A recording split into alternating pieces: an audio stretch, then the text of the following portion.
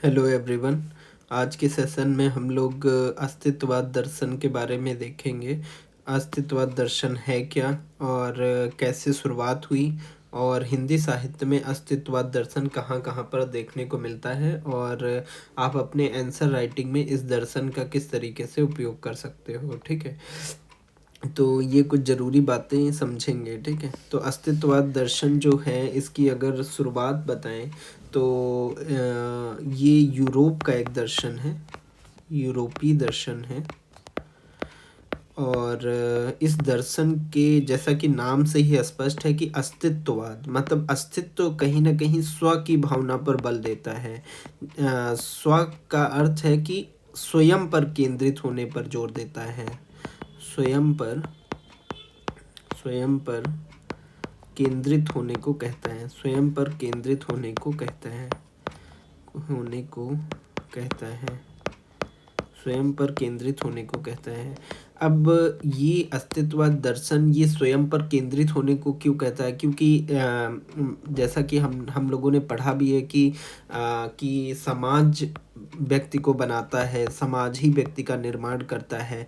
तो अगर हम अपने आप पर ही केंद्रित हो जाएंगे और समाज से कट जाएंगे, तो फिर क्या हमारा वजूद रहेगा या नहीं रहेगा। तो ये बहुत डिबेट है इस बात पे कि अगर खुद पर ही केंद्रित रहें या समाज से भी थोड़ा जुड़ करके रहें। तो ये अपने आप में एक विवाद का प्रश्न है। लेकिन कुछ जो विचारक हैं, जैसे कि सार्थ हो गए, ठीक है, सार्थ या कामू हो गए, ठीक है, या हाइडेगर हो गए, तो इनका मानना है कि व्यक्ति को स्वयं पर ध्यान देने की आवश्यकता है। अपने व्यक्ति को वस्तु नहीं बनना चाहिए, व्यक्ति को अपने निर्णय स्वयं लेना चाहिए, इस तरीके की कुछ बातें। लेकिन वहीं कुछ अन्य विचारक हैं जिनका ये मानना है कि व्यक्ति जो कुछ भी है, जिस तरीके से व्यक्ति बनेगा, जो कुछ वो अच्छा कर पाएगा अपने जीवन में, तो वो अपने समाज के माध्यम से, कि वह समाज किस तरीके का है, समाज ने उसको किस तरीके से पाला पोसा है, उसी समाज की ही व्यक्ति देन है। तो इस तरीके की कुछ विचारक ये भी मानते हैं। लेकिन अस्तित्ववाद दर्शन जो है वो इसी स्व की भावना पर बल देता है और व्यक्ति को स्वयं पर केंद्रित होने को कहता है। और ये भावना क्यों आई? क्योंकि प्रथम विश्व युद्ध हुआ, और प्रथम विश्व युद्ध के बाद फिर प्रथम विश्व युद्ध के जख्म पूरी तरीके से भरे ही नहीं थे कि द्वितीय विश्व युद्ध देखने को मिला। तो कहीं ना कहीं व्यक्ति जो है अपने आप को लेकर के बहुत स्वार्थी हो गया, व्यक्ति स्वयं को लेकर के बहुत ज़्यादा सेंट्रिक हो गया।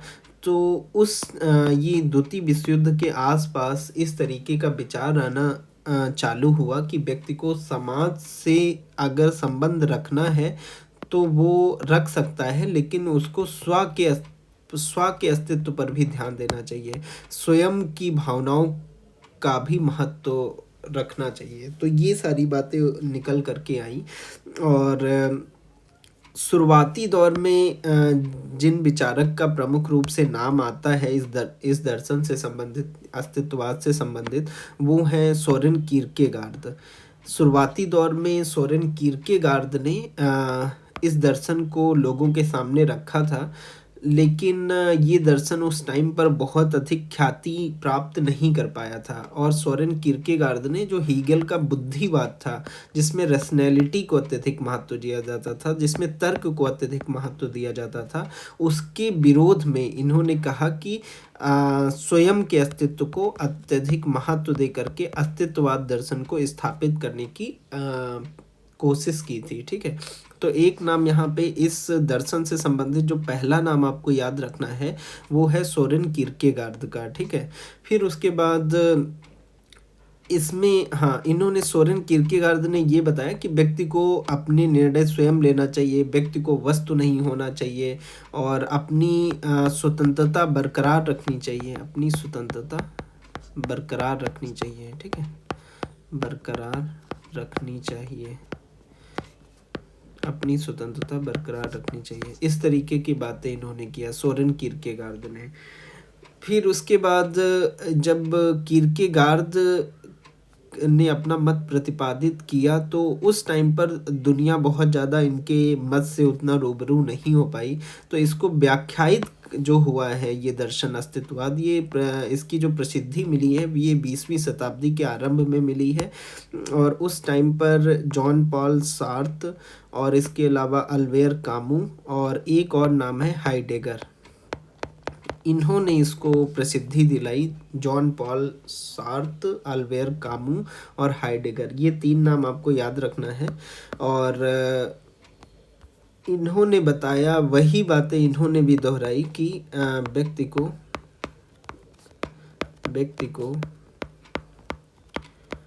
अपने निर्णय स्वयं लेना चाहिए, व्यक्ति को अपने निर्णय स्वयं लेना चाहिए,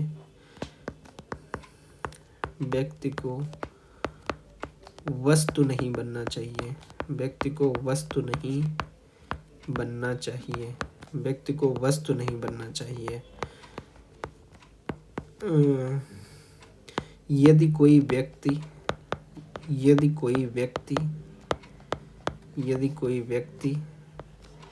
अपना निर्णय स्वयं लेता है, यदि कोई व्यक्ति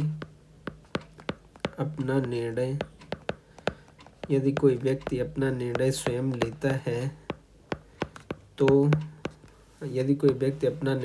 लेता है तो वही प्रामाणिक व्यक्ति है, तो वही प्रामाणिक व्यक्ति है।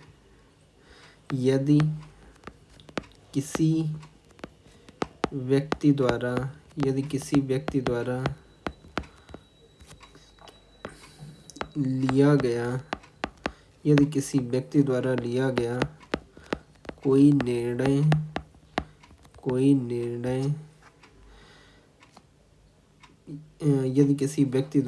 लिया गया कोई निर्णय पूर्ण नहीं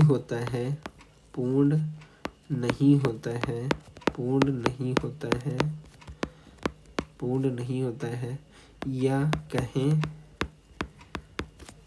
कि अधूरा होता है तो व्यक्ति को घबराना नहीं चाहिए,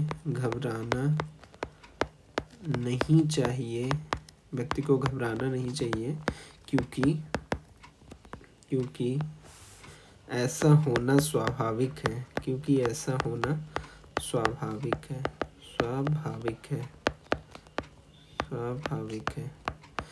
यहाँ पर होपफुली आपको मेरी बातें समझ आ रही होंगी कि क्या किरकेगार्दे ने क्या कहा था, फिर किरकेगार्दे के बाद क्या अल्बेर कामू क्या कह रहे हैं, या जॉन पॉल सार्त्र क्या कह रहे हैं, या हाइडेगर ने क्या कहा था कि व्यक्ति को अपने निर्णय स्वयं लेना चाहिए, कि किसी दूसरे के कहने पर अपने निर्णय ना लो, अपने निर्णय स्वयं लो। और इस तरीके से अगर आप दूसरे के कहने पर लोगे निर्णय तो आप वस्तु बन जाओगे। तो इसीलिए उन्होंने कहा है कि व्यक्ति को वस्तु नहीं बनना चाहिए।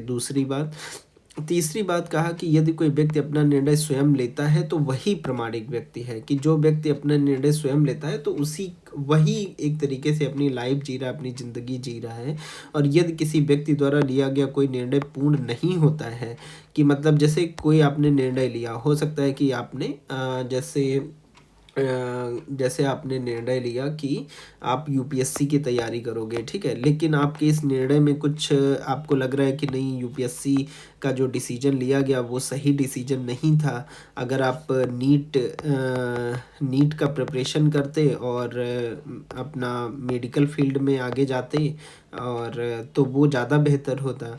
तो मतलब ये इस तरीके से, लेकिन आपने इस प्रोसेस में क्या हुआ कि आपने अपने स्व के अस्तित्व को बरकरार रखा, आपने अपने निर्णय स्वयं लिया। हो सकता है कि वो डिसीजन अभी आपको लग रहा हो कि ये गलत डिसीजन ले लिया, या किसी ने जैसे बीटेक करके फिर आगे कुछ उसको जॉब ऑफर हुआ लेकिन उसने कंटिन्यू नहीं किया और उसने यूपीएससी की तैयारी में अपने आप को खपाया, तो अभी क्या हुआ कि उस तैयारी में भी उसको सफलता नहीं मिल रही है। तो इसका मतलब ये नहीं नहीं है कि वो व्यक्ति गलत हो गया। यही बात यहाँ पर सार्थ कह रहे हैं कि मतलब अगर कोई भी व्यक्ति कोई निर्णय लेता है तो ऐसा नहीं है कि वो निर्णय पूर्ण मतलब लिया गया कोई निर्णय पूर्ण नहीं होता है। मतलब ऐसा नहीं है कि उसमें कोई गलती नहीं होगी या कहें अधूरा होता है। मतलब कोई भी निर्णय लोगे तो पूर्ण नहीं होगा या तो फिर अधूरा होगा। और ये इसलिए और इससे व्यक्ति को घबराना नहीं चाहिए क्योंकि ये स्वाभाविक है। इस तरीके की बातें होती रहती हैं, ठीक है, कि आप कोई भी निर्णय लो लेकिन उस निर्णय में कुछ ना कुछ गलतियां अवश्य होती हैं, तो उससे घबराओ मत। और ये बहुत स्वाभाविक चीज़ें हैं। और मतलब कि इस डर की वजह से कि आपसे कुछ गलती ना हो जाए, आप मत और आप मतलब कि इस डर की वजह से कि कोई गलती ना हो और कोई कुछ बहुत ज़्यादा रिस्क आप लेना ही छोड़ दो, तो उसी बात को सार्थ कह रहे हैं कि आप ये इस डर से घबराओ मत और अपने निर्णय स्वयं लो। धीरे धीरे आपको अनुभव होगा, धीरे धीरे आप जीवन के बारे में सीखोगे, लेकिन आप हमेशा अपने निर्णय स्वयं लेकर के ही अपने कार्यों को करो। तो ये अस्तित्ववाद दर्शन की मेन फिलॉसफी है। और इसमें इसमें जैसे कि कुछ बातें और मतलब कुल मिलाकर के यही बातें, बाकी एडिशनल अगर कुछ बात करें तो उन्होंने ये भी कहा कि जैसे अगर कोई व्यक्ति है वो अगर अपने निर्णय स्वयं नहीं लेगा तो उसके जीवन में विसंगति बोध आ जाएगा कि मतलब विसंगति बोध का मतलब कि वो अजनबीपन, अकेलापन, इन इन विचारों से मतलब ग्रसित हो जाएगा, ठीक है। अजनबीपन, अकेलापन, इन विसंगतियों से ग्रसित हो जाएगा, ठीक है। और अब यहाँ पे जैसे एक डिबेट भी आती है। डिबेट कुछ ऐसे आती है कि जैसे अगर हम अपने निर्णय स्वयं लेंगे और सब कुछ अपना ही देखेंगे तो फिर सोसाइटी का क्या होगा, समाज का क्या होगा, जो मैं शुरुआत में भी बता रहा था। तो इसमें स्वयं और समाज की जो ये डिबेट है या स्व की या पर की जो डिबेट है, तो उसमें मतलब सार्थ ने एक जगह पर अपने एक नाटक में स्पष्ट रूप से लिखा है कि the other person is hello for me. सार्थ एक अपने नाटक में कहते हैं कि the other person is hello for me, the other person is hello for me. वो कहते हैं कि दूसरों पर उतना ध्यान मत दो, मतलब जो कुछ है वो बस खुद पर ही ध्यान दो। और क्योंकि अगर आप खुद पर ध्यान नहीं दोगे, सार्थ का कहना है, तो आप अपनी सृजनात्मकता एवं रचनात्मकता को कमज़ोर किए ले रहे हो। सृजनात्मकता एवं रचनात्मकता को कमज़ोर कर लोगे, को कमज़ोर कर लोगे, को कमज़ोर कर लोगे, कर लोगे। तो मतलब तो इसीलिए उन्होंने कहा the other person is help for me, ठीक है। तो ये थोड़ा सा ध्यान रखना है। विसंगति बोध के बारे में जो अस्तित्ववाद दर्शन है वो बताता है कि अगर आप अपने निर्णय स्वयं नहीं लोगे तो विसंगति बोध जीवन में आएगी। इसके अलावा किरकेगार्दे का एक स्टेटमेंट है, वो उस पर थोड़ा बहुत ध्यान दे सकते हो। किरकेगार्द का एक स्टेटमेंट है कि महान से महान व्यक्ति की महानता भी संदिग्ध रह जाती है यदि वह अपने निर्णय को अपनी अंतरात्मा के सामने स्पष्ट नहीं कर लेता। महान से महान व्यक्ति की महानता भी, महान से महान व्यक्ति की महानता भी संदिग्ध रह जाती है यदि वह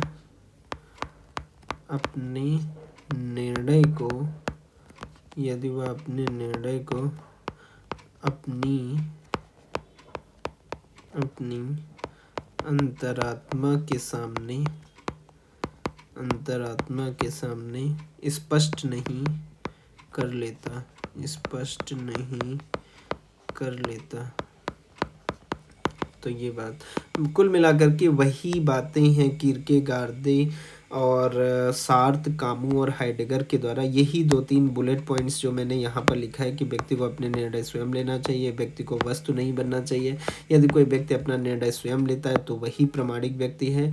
यदि किसी व्यक्ति द्वारा लिया गया कोई निर्णय पूर्ण नहीं होता है या कहें कि अधूरा होता है तो व्यक्ति को घबराना नहीं चाहिए, क्योंकि ऐसा होना स्वाभाविक है। ठीक है।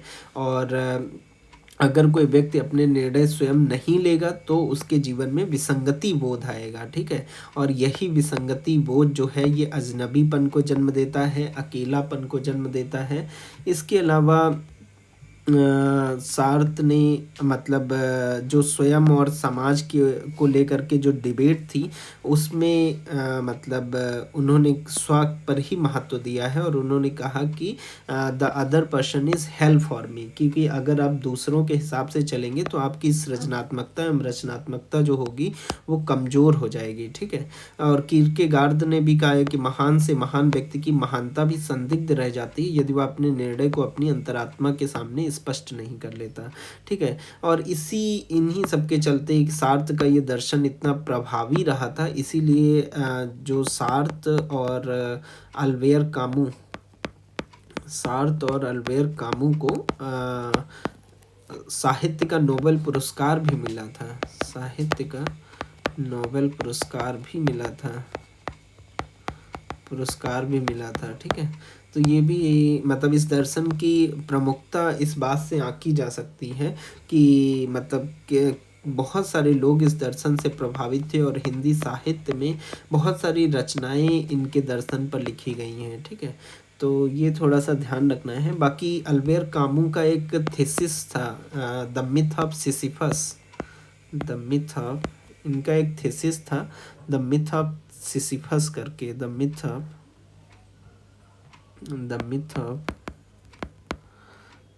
सिसिफस।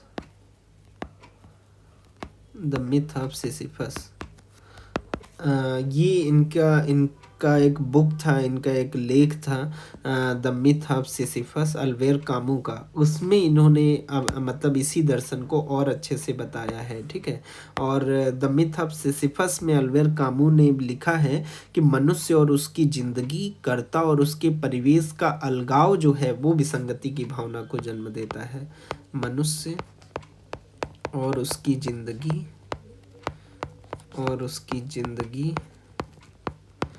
कर्ता और उसके परिवेश का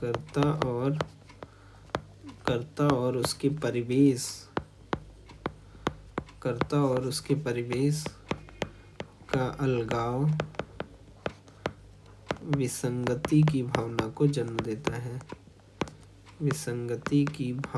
को जन्म देता है। तो ये द मिथ ऑफ सिसिफस को ध्यान रख सकते हो थोड़ा सा। ठीक है। और ये कुछ और नाम, हाइडेगर का नाम ध्यान रख सकते हो। इसके अलावा हाइडेगर के अलावा आइनेस्को का नाम ध्यान रख सकते हो, आइनेस्को भी इससे संबंधित है। ठीक है। तो कुल मिलाकर के ये कुछ नाम हो गए। और हिंदी साहित्य में और हिंदी साहित्य के अलावा पश्चिमी साहित्य में भी बहुत सारे ऐसे नाटक और उपन्यास लिखे गए जो अस्तित्ववादी दर्शन से प्रभावित थे, अस्तित्ववाद से प्रभावित थे। जैसे मैंने पहले भी पिछले सेशन में मैंने आपको बताया भी था कि काफ्का का जो प्रसिद्ध उपन्यास है द ट्रायल, उस पे मतलब अस्तित्ववाद दर्शन का प्रभाव देखने को मिलता है। इसके अलावा सैमुअल बेकेट का जो नाटक है, सैमुअल बेकेट का नाटक जो है गोदो, वेटिंग फॉर गोदो।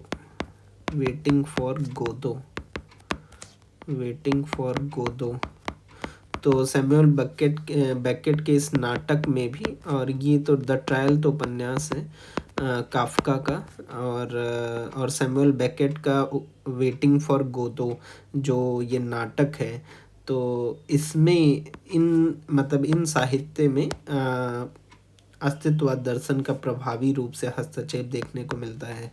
इसके अलावा हिंदी साहित्य में जैसे मोहन राकेश का जो आषाढ़ का एक दिन है, मोहन राकेश का आषाढ़ का एक दिन, तो उसमें अस्तित्ववाद दर्शन प्रभावी रूप से देखने को मिलता है। ठीक है। तो और इसके अलावा जब मैंने आपको जैसे कहानी का जब इतिहास बता रहा था कि कहानी परंपरा का किस तरीके से विकास या उपन्यास में भी, तो उस टाइम पर भी मैंने आपको बताया था जैसे कहानी में प्रेमचंद पश्चात युग में या उपन्यास में भी प्रेमचंद पश्चात युग में मैंने आपको ये बताया था कि मतलब कुछ हिंदी साहित्य में प्रेमचंद पश्चात युग में इस तरीके की एक धारा ही देखने को मिलती है जो सार्थ के अस्तित्ववाद से प्रभावित होकर के बहुत सारी कहानियाँ और उपन्यास लिख रहे थे। ठीक है, और मोहन राकेश का जो आषाढ़ का एक दिन है ये बहुत प्रभावी रूप से अस्तित्ववाद दर्शन को स्थापित करता है। ठीक है, तो सार्थ और कामू को साहित्य का नोबेल पुरस्कार भी इसलिए दिया गया था, अस्तित्ववाद मानव केंद्रित दृष्टिकोण है। ठीक है, तो ये बस थोड़ा सा ध्यान रखना है। तो अभी तक के सेशन में मैं जो कुछ भी बताया है उसको एक बार समराइज कर देता हूँ कि अस्तित्ववाद दर्शन के बारे में आज हम लोग पढ़ने के लिए बैठे हुए थे। और अस्तित्ववाद एक यूरोपीय दर्शन है और इसमें स्व पर केंद्रित होने पर बल दिया जाता है कि व्यक्ति को स्वयं पर केंद्रित होना चाहिए। और इस दर्शन को शुरुआती दौर में इस दर्शन को जिन्होंने प्रतिपादित किया वो किरकेगार्द हैं। और किरकेगार्द ने इस दर्शन की शुरुआती आवाज़ तो रखी, लेकिन ये इस दर्शन को जो वास्तविक रूप से प्रसिद्धि मिली वो सार्थ, कामू और हाइडेगर के द्वारा मिली। और आइनेस्को का भी नाम आता है, आइनेस्को का भी नाम आता है, सार्थ, कामू, हाइडेगर, आइनेस्को। फिर उसके बाद ये इसकी शुरुआत क्यों हुई क्योंकि समाज में उस टाइम पर प्रथम विश्व युद्ध और द्वितीय विश्व युद्ध जैसी स्थितियां थी, तो समाज से व्यक्ति हट करके स्वयं पर केंद्रित हो गया, स्व के अस्तित्व को बचाने के लिए संघर्ष होने लगा। ठीक है, तो यह एक यूरोपीय दर्शन है। सोरेन किरकेगार्ड से इसकी शुरुआत और फिर इसमें प्रसिद्धि जो मिली वो जॉन पॉल सार्थ, अल्बेर कामू और हाइडेगर, आइनेस्को, इन्होंने दिलवाई। ये दर्शन क्या कहता है? ये दर्शन कहता है कि व्यक्ति को अपने निर्णय स्वयं लेना चाहिए, व्यक्ति को वस्तु नहीं बनना चाहिए। यदि कोई व्यक्ति अपना निर्णय स्वयं लेता है तो वही प्रामाणिक व्यक्ति है। और यदि किसी व्यक्ति द्वारा लिया गया कोई निर्णय पूर्ण नहीं होता है या कहें कि अधूरा होता है तो व्यक्ति को घबराना नहीं चाहिए, क्योंकि ऐसा होना स्वाभाविक है। और इन्होंने बताया कि हर एक निर्णय में अधूरापन रहता ही है, इस बात को स्वीकार कर लेना चाहिए। ठीक है, और इन्होंने बताया कि जैसे अगर कोई व्यक्ति अपना निर्णय स्वयं नहीं लेगा तो उसके जीवन में विसंगति बोध आ जाएगा, वो उसमें अजनबीपन आ जाएगा, अकेलापन आ जाएगा, इस तरीके की विसंगतियां आ जाएंगी। ठीक है, इसके अलावा जैसे स्वयं और समाज को लेकर के जो डिबेट चलती है कि स्वयं को प्राथमिकता दिया जाए या समाज को प्राथमिकता दिया जाए, तो इस पर सार्थ ने स्पष्ट रूप से कहा है the other person is hello for me. और इन्होंने कहा कि अगर कोई व्यक्ति अपने आप पर केंद्रित नहीं होगा तो उसकी रचनात्मकता जो होगी वो व्यक्ति कमज़ोर कर लेंगे। ठीक है, और किरकेगार्द ने स्पष्ट रूप से कहा है कि महान से महान व्यक्ति की महानता भी संदिग्ध रह जाती है यदि वह अपने निर्णय को अपनी अंतरात्मा के सामने स्पष्ट नहीं कर लेता। ठीक है, और अल्बेर कामू ने द मिथ ऑफ सिसिफस में भी बहुत स्पष्ट रूप से लिखा है कि मनुष्य और उसकी जिंदगी कर्ता और उसके परिवेश का अलगाव विसंगति की भावना को जन्म देता है। ठीक है, और सार्थ और कामू को इसी दर्शन पर जो इन्होंने साहित्य लिखा था, इसीलिए इनको साहित्य का नोबेल पुरस्कार भी दिया गया था। ठीक है, और पश्चिमी साहित्य में ऐसे बहुत सारे उपन्यास हैं, बहुत सारे ऐसा साहित्य लिखा गया जो इस दर्शन से प्रभावित था। जैसे काफ्का का प्रसिद्ध उपन्यास द ट्रायल, सैमुअल बेकेट ने वेटिंग फॉर गोदो नाटक लिखी थी जो इस दर्शन से काफ़ी प्रभावित है। मोहन राकेश का आषाढ़ का एक दिन जो है, जो हिंदी साहित्य में अपना प्रमुख स्थान रखती है, वो भी इस दर्शन से प्रभावित है। ठीक है, तो बहुत सारे कहानी उपन्यास भी हिंदी साहित्य में लिखे गए जो अस्तित्ववाद दर्शन से प्रभावित हैं। तो होपफुली आपको अस्तित्ववाद दर्शन समझ में आया होगा। और हिंदी साहित्य में आंसर राइटिंग करते हुए बहुत जगहों पर या मोहन राकेश एज अ कहानीकार हमारे सिलेबस में है, मोहन राकेश का एक नाटक है ही हमारे सिलेबस में, आषाढ़ का एक दिन। तो एज मोहन राकेश को जब भी आप मोहन राकेश के बारे में कोई भी क्वेश्चन आए एग्ज़ाम हॉल में, तो उस क्वेश्चन को अप्रोच करते हुए अस्तित्ववाद दर्शन के बारे में बातचीत कर सकते हो। ठीक है, तो आज के सेशन में इतना ही, और नेक्स्ट सेशन में हम लोग नेक्स्ट टॉपिक के साथ मिलते हैं।